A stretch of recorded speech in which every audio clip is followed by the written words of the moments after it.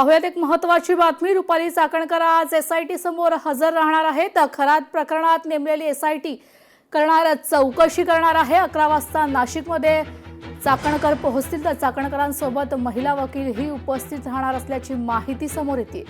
आत्ताची घडीची महत्त्वाची बातमी आपण पाहतो। रुपाली चाकणकर आज एसआयटी समोर हजर राहतील। खरात प्रकरणात त्यांची चौकशी होणार आहे। 11 वाजता नाशिकमध्ये चाकणकर पोहोचतील तर चाकणकरांसोबत महिला वकीलही उपस्थित राहणार असल्याची माहिती समोर येते।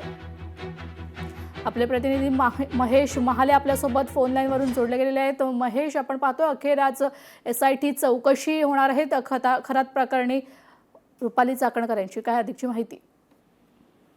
अगदी खरं आहे। खरं तर आज रुपाली चाकणकर या एसआयटीला सामोरी जाणार आहे। नाशिकच्या खरात प्रकरणात नेमलेल्या एसआयटीच्या प्रमुख तेजस्वी सातपुते यांच्या समोर रुपाली चाकणकर यांची चौकशी होणार आहे। साधारणतः 11 वाजता या चौकशीला रुपाली चाकणकर या उपस्थित राहणार असल्याची माहिती आहे आणि रुपाली चाकणकर यांच्यासोबत काही महिला वकील देखील असल्याची माहिती जी आहे ती समोर आलेली। खरं तर काही दिवसांपूर्वी बघितलं असेल तर बोंधू अशोक खरात या प्रकरणी खरं तर रुपाली चाकणकर या अडचणीत आलेल्या होत्या।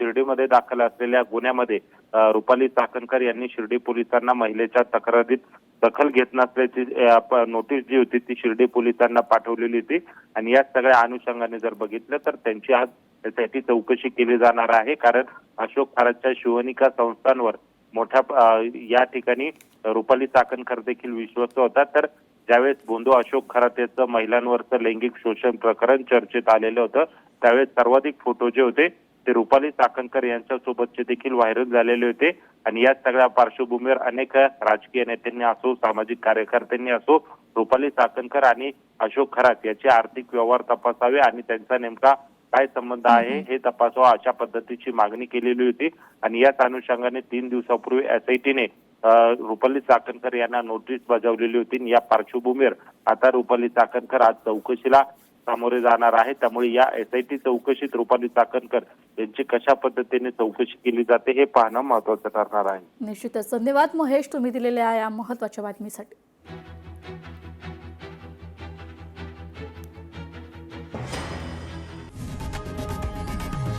लोकशाही मराठी ऐका, पहा, जागरूक रहा।